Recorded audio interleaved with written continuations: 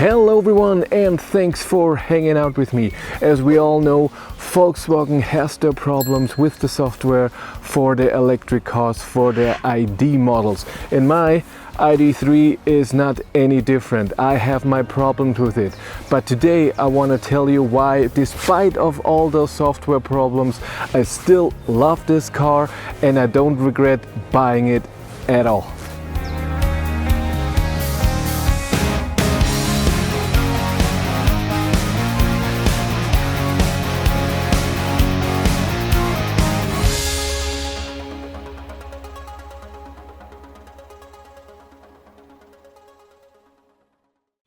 Of course, this is a very personal opinion, and every ID car owner had a different experience with the car, and also some people can live with the problems and some can't, and I totally understand that when some people say this is unacceptable.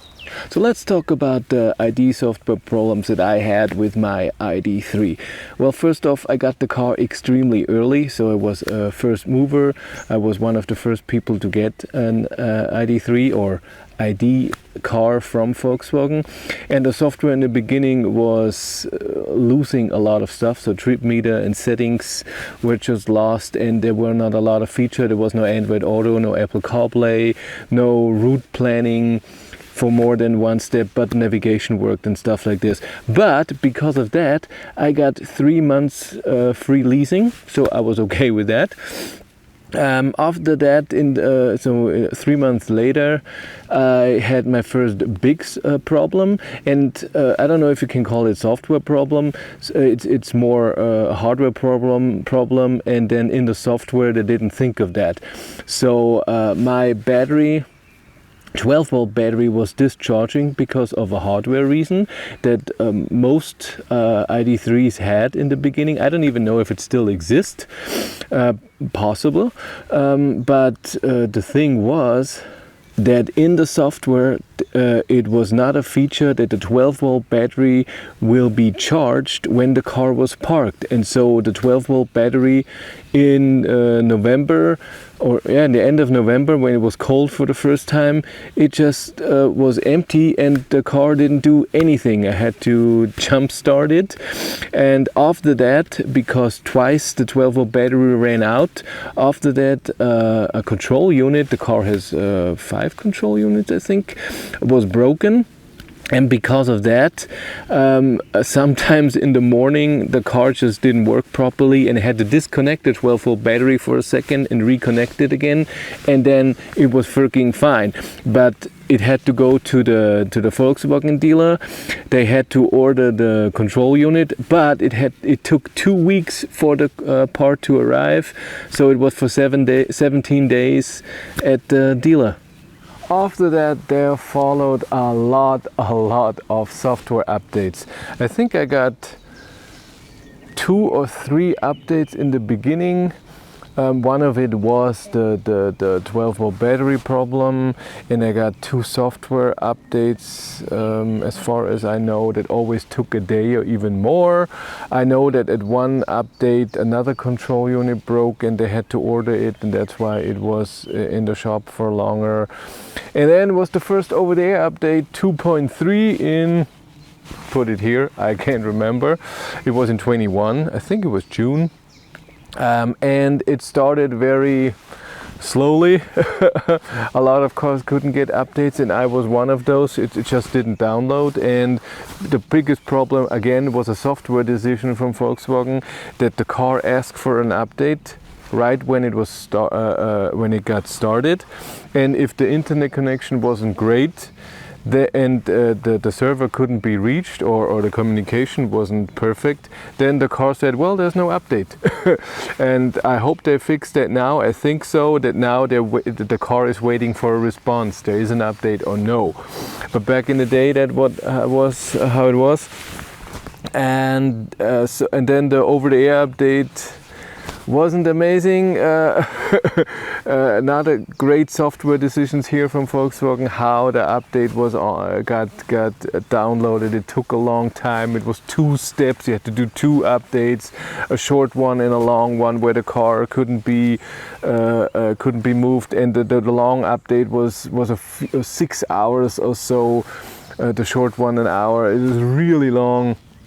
And then there was updates. There was the 2.4 update that had to be done in the shop, because otherwise you couldn't get over the air 3.0. So again at the workshop for a day, and then 3.0 came in Christmas last year, and again it was in 2 steps, 2 updates, 2 times. One time was 9 hours, one time again I think was 90 minutes or so.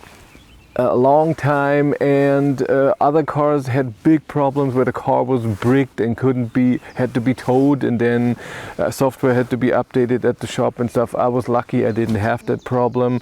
And now with 3.0 I have more software problems that I had with 2.3 and 2.4. So now I'm waiting for not over the air, maybe over the air 3.1, or maybe I get 3.2 at the shop. I don't even know yet. So there has been a big software problems.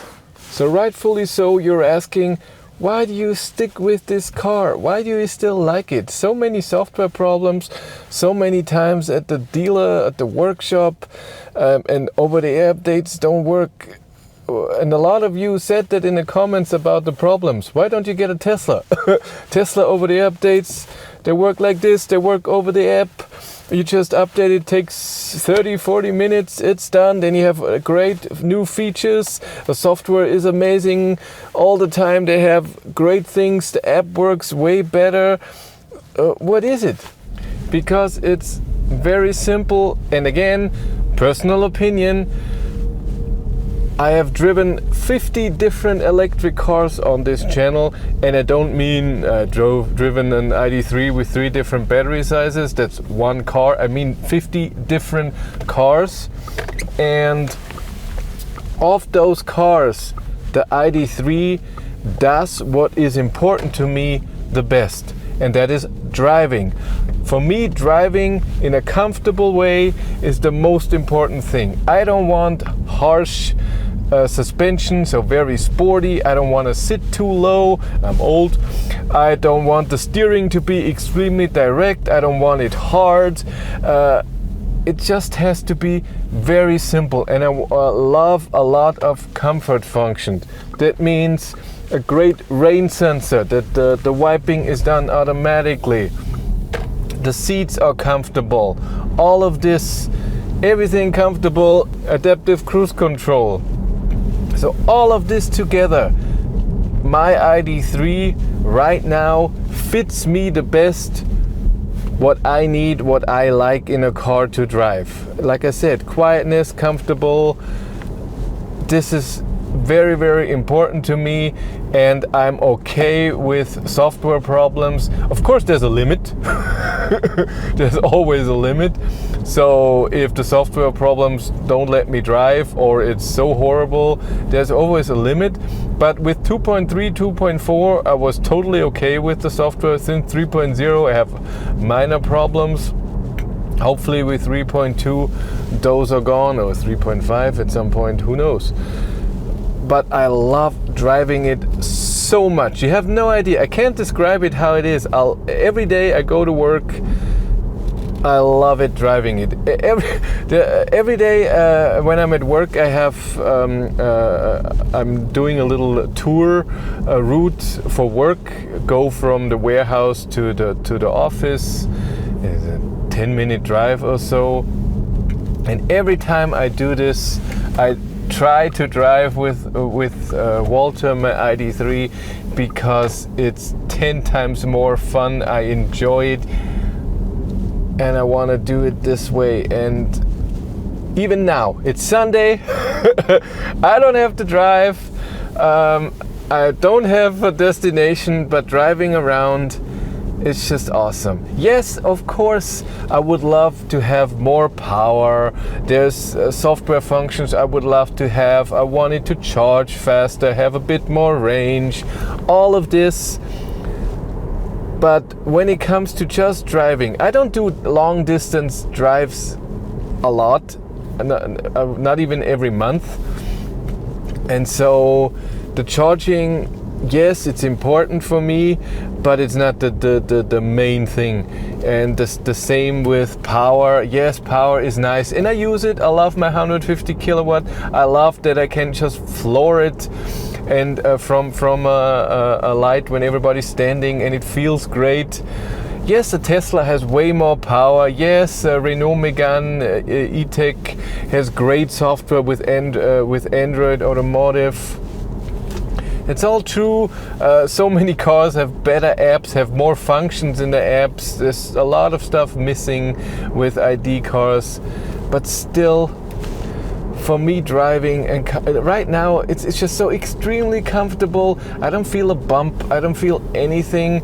It's way more comfortable, stable, and easy to drive, and nice to drive, and quiet than it should be. It sounds weird, I know, but an ID.3 for me is not an amazingly luxury car. When I look at it, yeah, that's a hatchback, that's like a Golf. And Golf I don't see as, oh my god, this is luxurious and comfortable and everything. But it feels like that, and that gives me a great feeling. Again, the people who love Model 3, Model Y, enjoy it. I'm very happy for you.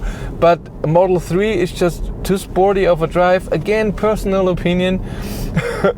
Too sporty, too low. The steering is too direct. The same for the Model Y.